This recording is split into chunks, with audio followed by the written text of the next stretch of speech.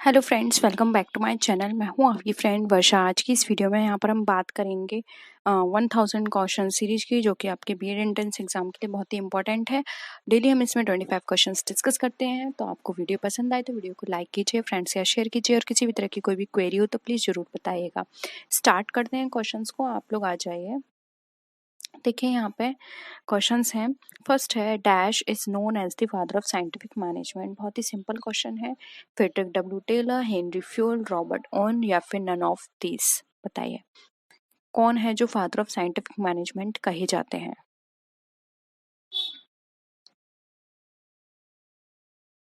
क्या हो जाएगा? ए हो जाएगा यहाँ पे, फ्रेडरिक डब्ल्यू टेलर। ठीक है। नेक्स्ट है, फोर्सेस अफेक्टिंग ऑर्गेनाइजेशनल बिहेवियर, यानी कौन कौन से फोर्स हैं जो कि ऑर्गेनाइजेशनल बिहेवियर को अफेक्ट करते हैं। पीपल, एनवायरनमेंट, टेक्नोलॉजी या फिर ऑल ऑफ द अबव। बताइए।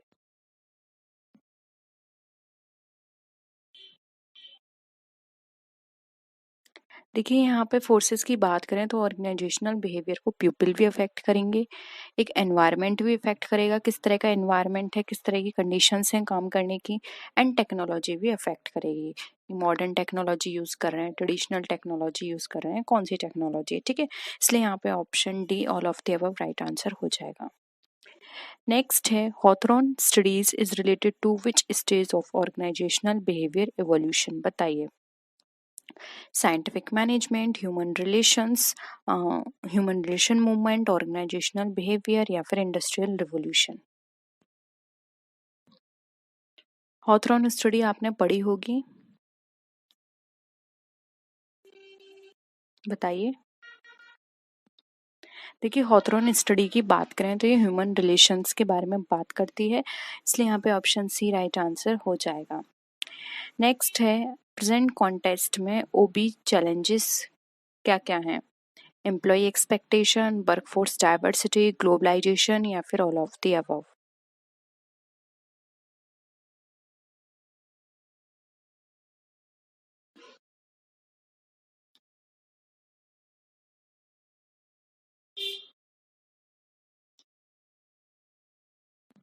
क्या होगा? देखिए प्रेजेंट कॉन्टेस्ट में ओबी के चैलेंजेस की बात करें तो एम्प्लॉय एक्सपेक्टेशन आती है, वर्कफोर्स डाइवर्सिटी आएगी, एंड ग्लोबलाइजेशन भी आएगा, क्योंकि एम्प्लॉय की क्या एक्सपेक्टेशंस हैं ये हमारे लिए चैलेंजेस बनेंगे हमारे ऑर्गेनाइजेशनल बिहेवियर के लिए। वर्कफोर्स डाइवर्सिटी होगी, और ग्लोबलाइजेशन में आपको पता है न्यू टेक्नोलॉजी है, न्यू एनवायरनमेंट होता है, तो ये भी इफेक्ट करेगा, इसलिए ऑप्शन डी यहाँ पे all of the above right answer हो जाएगा। नेक्स्ट है, leadership motivates the people to work and not the power of money. ये कॉन्टेस्ट हमारा क्या बताता है कॉन्सेप्ट, यानी कि लीडरशिप सिर्फ मोटिवेट करने के लिए है लोगों को, इसका मतलब ये नहीं है कि आप अपने पैसों की ताकत दिखाएं। ऑटोक्रेटिक मॉडल बताता है, कस्टोडियल मॉडल, सपोर्टिव मॉडल या कॉलेजियल मॉडल।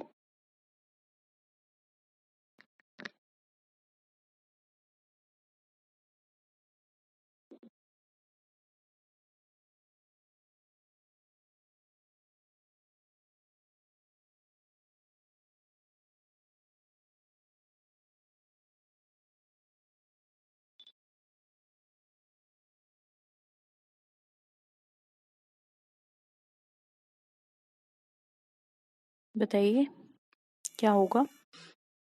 इसका राइट आंसर टू हो जाएगा, कस्टोडियल मॉडल। कस्टोडियल मॉडल में बताया जाता है कि लीडरशिप जो है हमारा मोटिवेट करता है काम करने के लिए, और ये हमें ये नहीं बताता कि जो भी हमारी मन पैसे की पावर है वो दिखाए। ठीक है, तो यहाँ पर क्या हो जाएगा, ऑप्शन बी हमारा राइट आंसर हो जाएगा। नेक्स्ट क्वेश्चन देखिए, ऑर्गेनाइजेशनल बिहेवियर। ऑर्गेनाइजेशनल बिहेवियर क्या है? साइंस है, आर्ट है, science as well as art है या फिर नन ऑफ द अबव। बताइए।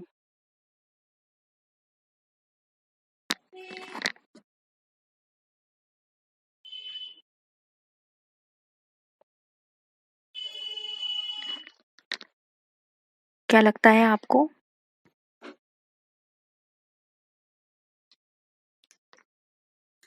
देखिए यहाँ पर बात करें हम ऑर्गेनाइजेशनल बिहेवियर की, तो ये art as well as science है, क्योंकि आर्ट में हम बात करते हैं कि हर ऑर्गेनाइजेशनल बिहेवियर के अंदर सारी चीज़ों को मैनेज करना, डिफरेंट टास्क है, किस तरह से आप क्या काम करेंगे। साइंटिफिक है क्योंकि ये सिस्टमेटिक वे में चलता है। ठीक है, ऑप्शन सी करेक्ट है। नेक्स्ट है, अब आपको बताना है ऑर्गेनाइजेशनल बिहेवियर की स्टडी सर्टेन एक कुछ बेसिक्स एजम्पशंस होती हैं उन पर। वो कौन कौन से एजम्पशंस है? फर्स्ट है एक इंडस्ट्रियल एंटरप्राइज एक is an organisation of people या फिर these people must be motivated to work effectively. Third है जो एम्प्लॉय का गोल है और एम्प्लॉयर कोइंसाइड नहीं कर सकते हम नेसेसरली, या फिर ऑल ऑफ द अबव। बताइए।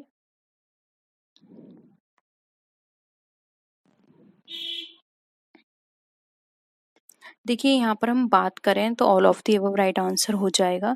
हम इनको कोइंसाइड नहीं कर सकते क्योंकि कई बार ऐसा होता है कि इंडिविजुअल और ऑर्गेनाइजेशन के जो गोल्स होते हैं वो अलग अलग होते हैं, ठीक है। और ये भी बात सही है कि ये मोटिवेट करता है इफेक्टिवली, और ऑर्गेनाइजेशन जो है जो एक इंडस्ट्री एंटरप्राइज जो है वो लोगों के ऑर्गेनाइजेशन के ऊपर काम करती है, ठीक है। तो ऑप्शन डी यहाँ पे all of the above right answer हो जाएगा। नेक्स्ट हमें बताना है the approach which was instilled in the principles of mart production organisation. देखिए सीधी सीधी बात है कि यहाँ पर उस अप्रोच के बारे में बात की जा रही है जिसमें बड़े पैमाने पर हम उत्पादन करें, कार्य संगठित करें, सरल कार्य कौशल और पर्यावरणीय प्रबंधकीय कौशल के सिद्धांतों में जो दृष्टिकोण स्थापित करना है, ठीक है। ये हमारा जो पूरा कॉन्सेप्ट है ये किसके अंदर आता है? साइंटिफिक मैनेजमेंट अप्रोच के, क्राफ्ट सिस्टम के, ह्यूमन रिलेशंस के, या फिर ऑर्गेनाइजेशनल बिहेवियर के।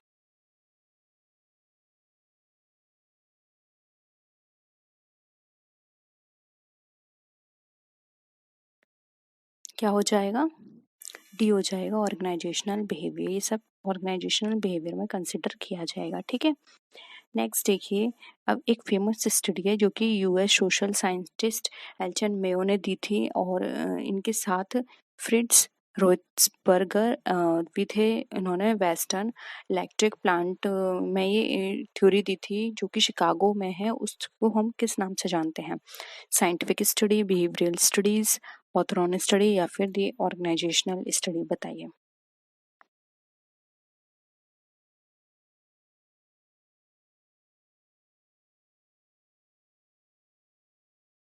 क्या हो जाएगा आंसर? सी यहाँ पे करेक्ट हो जाएगा, द हॉथरॉन स्टडी थी, ठीक है वो। नेक्स्ट है मोटिवेशन एम्प्लॉय करता है एम्प्लॉय को एक ऑर्गेनाइजेशन के अंदर क्या? ज़्यादा काम करना, डिज़ायर कंपनी के डिज़ायर्ड गोल को अचीव करने के लिए, या फिर ज़्यादा से ज़्यादा एक इंडिविजुअल के गोल को अचीव करने के लिए ज़्यादा काम करना, कॉमन गोल्स को अचीव करने के लिए एम्प्लॉयज़ के, या फिर ज़्यादा काम करना, एफर्ट्स दिखाना to achieve desired goals of employer, employees and government. बताइए।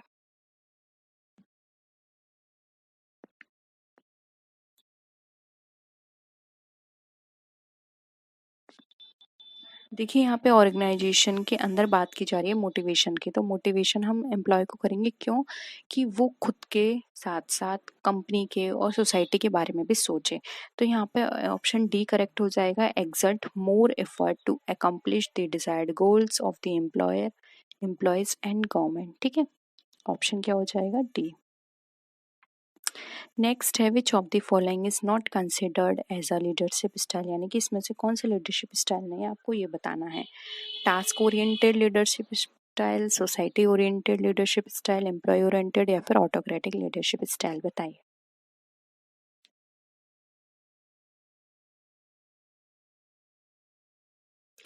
देखिए यहाँ पे बात की जा रही है लीडरशिप स्टाइल नहीं है, तो देखिए ऑप्शन बी यहाँ पे करेक्ट हो जाए। सोसाइटी ओरिएंटेड लीडरशिप स्टाइल कुछ नहीं होती, टास्क के बेसिस पर होती है, एम्प्लॉय के बेसिस पर होती है, और ऑटोक्रेटिक होती है जिसमें वही अपनी अपनी चलाता है, और जो लीडर होता है वो मेन रोल प्ले करता है और वो खुद को सुपीरियर मानता है, ठीक है।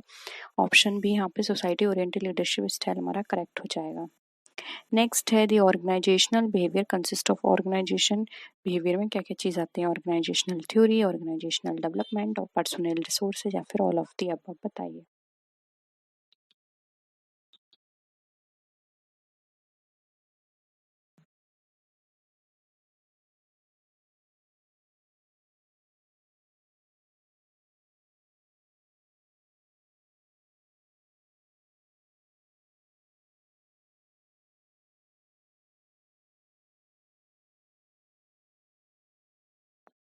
राइट आंसर क्या हो जाएगा? D, all of the above. Organizational behaviour में हम ऑर्गेनाइजेशनल थ्योरीज की बात करते हैं, ऑर्गेनाइजेशन के डेवलपमेंट और पर्सनल रिसोर्सेज को किस तरह हम इफेक्टिवली यूज़ करें इसके बारे में बात करते हैं, इसलिए डी यहाँ पे करेक्ट होगा। नेक्स्ट है फंडामेंटल ऑफ ऑर्गेनाइजेशनल बिहेवियर। हमें ऑर्गेनाइजेशनल बिहेवियर की फंडामेंटल के बारे में बताना है, क्या होगा? Individual difference, whole person, cost behaviour या फिर ऑल ऑफ दिस, बताइए क्या हो जाएगा इसका आंसर?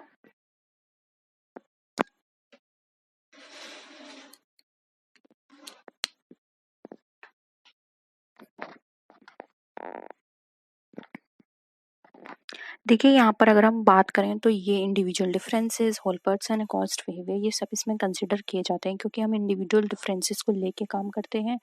एक होल पर्सन की बात की जाती है। होल पर्सन का मतलब है कि हर पर्सन यहाँ पर हम एक तरह से उसको हम ये कह सकते हैं कि ऐसा नहीं है कि कोई भी पर्सन यहाँ पर एक तरह से हम उसको एक इंडिविजुअल पर्सन जो है उसको हम एक असेट की तरह यूज करते हैं, यानी कि हर पर्सन अपने आप में एक इम्पॉर्टेंट पर्सन है, ठीक है। और कॉस्ट बिहेवियर की बात करें तो यहाँ पे बिहेवियर को, उनके हर किसी के बिहेवियर को ध्यान में रखकर काम किया जाता है, इसलिए ऑल ऑफ दीज यहाँ पे राइट आंसर हो जाएगा। नेक्स्ट है, हमें बताना है कि ब्यूरोक्रेसी का कौन सा एलिमेंट है? Rules and regulation, hierarchy of authority, departmentalisation या फिर ऑल ऑफ द अबव।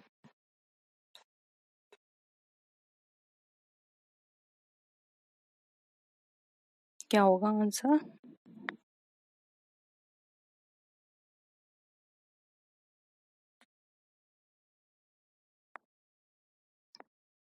देखिए ब्यूरोक्रेसी की बात की जा रही है तो ब्यूरोक्रेसी में रूल्स एंड रेगुलेशंस होंगे, हायरार्की ऑफ अथॉरिटी की होगी, तभी हमारी ब्यूरोक्रेसी बनेगी, क्योंकि हायरार्की ऑफ अथॉरिटी में वो क्या होगा? सुपीरियर होगा, फिर मिडिल होगा, फिर लोअर होगा, ठीक है। एंड डिपार्टमेंटलाइजेशन में भी यही होगा, इसलिए ऑप्शन डी यहाँ पे हमारा करेक्ट होगा।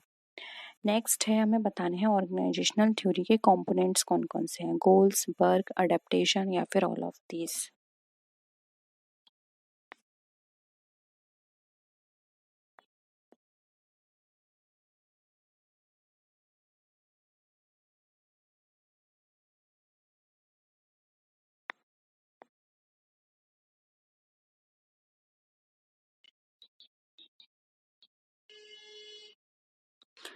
राइट आंसर क्या हो जाएगा? ऑल ऑफ दिस, क्योंकि देखिए हम गोल को लेकर काम करते हैं, वर्क हम यहाँ पे क्या करते हैं? डाइवर्सिफाई करते हैं, डाइवर्सिफाई मतलब डिवाइड करते हैं, अडेप्टेशन जितने भी चेंजेस हो रहे हैं हमारे टेक्नोलॉजी के बेसिस पे, एनवायरनमेंट के बेसिस पर, इन सबको लेके हम काम करते हैं, इसलिए यहाँ पे ऑप्शन डी हमारा करेक्ट हो जाएगा।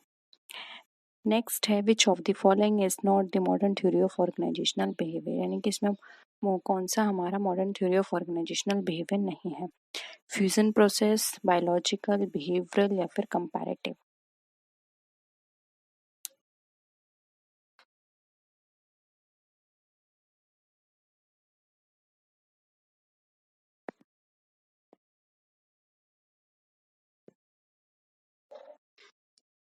देखिए मॉडर्न थ्योरी की बात की जा रही है तो सी हो जाएगा, ये मॉडर्न थ्योरी नहीं है हमारी। मॉडर्न थ्योरी में अब आता है हमारा फ्यूजन प्रोसेस, बायोलॉजिकल थ्योरी और कंपैरेटिव थ्योरी, ठीक है, तो ऑप्शन सी यहाँ पे करेक्ट है।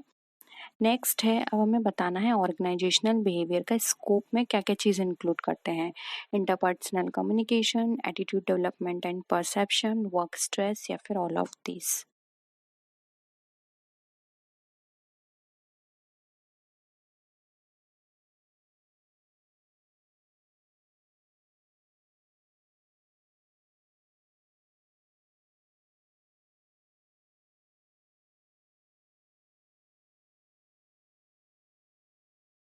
क्या हो जाएगा? देखिए ऑर्गेनाइजेशनल बिहेवियर हमारा काम करता है इंटरपर्सनल कम्युनिकेशन के बेसिस पर। इसके अंदर हम एटीट्यूड डेवलपमेंट एंड परसेप्शंस की बात करते हैं, वर्क स्ट्रेस की बात करते हैं, उसको कम करने की बात करते हैं वर्क स्ट्रेस को। तो ऑर्गेनाइजेशनल बिहेवियर में ये सारे कंपोनेंट कवर किए जाते हैं जिनके बेसिस पर हम ये काम करते हैं सारे, ठीक है। इन सब में हमारा ऑर्गेनाइजेशनल बिहेवियर काम करता है, इसलिए ऑप्शन डी यहाँ पे हमारा करेक्ट हो जाएगा। नेक्स्ट है क्वेश्चन हमारा, the theories of organisational book is written by. अब जो ऑर्गेनाइजेशनल बुक है, थ्योरीज ऑफ ऑर्गेनाइजेशनल बुक है, वो किसने लिखी है? कार्ल पियर्सन ने, डेविड लेब ने, जॉन मिलर ने या फिर हेनरी फ्यूल ने। बताइए, बहुत ही फेमस है ये बुक और एग्जाम में आपके बहुत पूछी जाती है, थ्योरीज ऑफ ऑर्गेनाइजेशनल बिहेवियर।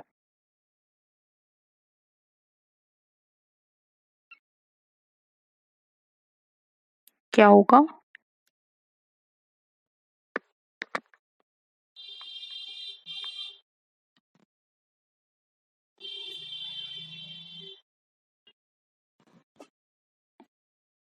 देखिए, ये बुक लिखी गई है theories of organizational by John Miner. ठीक है, ऑप्शन सी यहाँ पे हमारा करेक्ट है।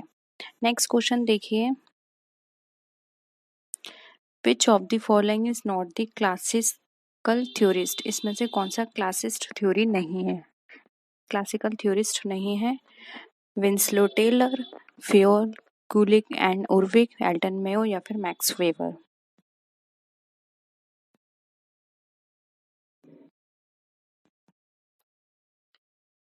क्या हो जाएगा? सी हो जाएगा, क्योंकि ये बिहेवियरल के ऊपर काम करते हैं। ठीक है, नेक्स्ट है, the author of the function of executive is? The functions of executive के ऑथर कौन है?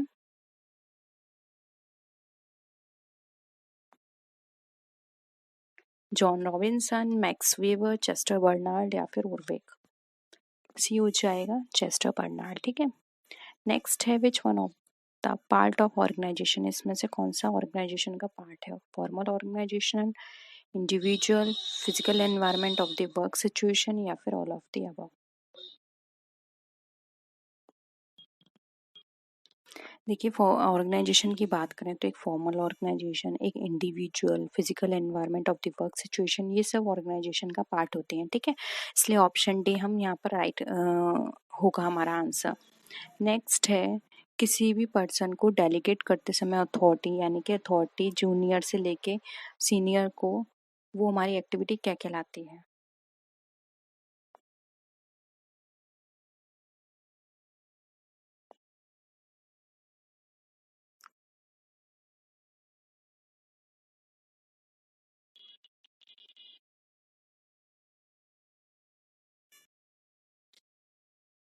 बताइए, जब कोई भी अथॉरिटी देता है जूनियर को, तो एक सीनियर क्या कर रहा है? डेवलपमेंट कर रहा है सबॉर्डिनेट का, कमेंसुरेट अथॉरिटी, क्लियर रिस्पॉन्सिबिलिटी या फिर ऑल ऑफ द अबव? देखिए, जब डेलीगेट की जा रही है तो यानी कि रिस्पॉन्सिबिलिटी क्लियर हो रही है, क्योंकि अब उसकी रिस्पॉन्सिबिलिटी हो जाएगी जूनियर की, कमेंसुरेट हो रही है अथॉरिटी, एंड डेवलपमेंट तो हो ही रहा है उसका। ठीक है, तो all of the above correct है। नेक्स्ट है, model of organisational behaviour consist of? अब मॉडल ऑफ ऑर्गेनाइजेशनल बिहेवियर जो है उसमें क्या क्या चीज़ें कवर की गई हैं? मैनेजमेंट ओरिएंटेड है, employ oriented, employ and psychological results या फिर all of the above?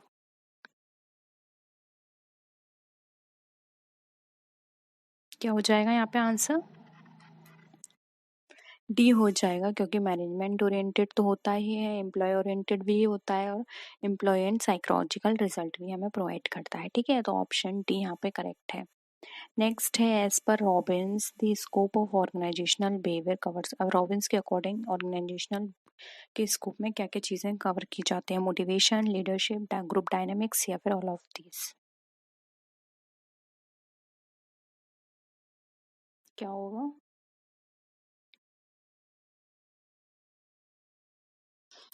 D हो जाएगा यहाँ पे, ऑल ऑफ दीज। ठीक है, ये सारी चीज़ें इसमें कवर की गई हैं। मोटिवेशन की बात कर लें, लीडरशिप और ग्रुप डायनेमिक्स। ठीक है, नेक्स्ट है, ऑर्गेनाइजेशनल बिहेवियर एक इम्पॉर्टेंट रोल प्ले करता है इफेक्टिव बनाने में, ऑर्गेनाइजेशनल स्ट्रक्चर को कम्युनिकेशन इफेक्टिव करने में, ऑर्गेनाइजेशनल चेंजेस या फिर ऑल ऑफ दी अबव? बताइए।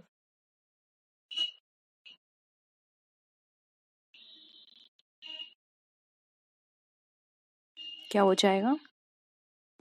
डी हो जाएगा, क्योंकि ऑर्गेनाइजेशन स्ट्रक्चर को तो इफेक्टिव बना ही रहा है, कम्युनिकेशन भी अच्छा हो रहा है, यानी कि सारी चीज़ें इसमें अच्छी तरह से होंगी। क्योंकि जब हम ऑर्गेनाइजेशनल बिहेवियर की बात करते हैं तो हम सारे ही कंपोनेंट्स कंसिडर करेंगे, एम्प्लॉय को लेंगे, मैनेजमेंट को लेंगे। तो जब हम सब चीज़ अच्छी करेंगे तो हमारे ये सारे रिजल्ट अच्छे निकल कर आएंगे। ठीक है, तो ऑप्शन डी करेक्ट है। यही थे आज के हमारे क्वेश्चंस। आई होप यहाँ पे सारे क्वेश्चंस क्लियर है। कोई भी डाउट है प्लीज़ ज़रूर बताइए। ठीक है, तो नेक्स्ट वीडियो में मिलते हैं आपसे। तब तक के लिए टेक केयर, बाय बाय।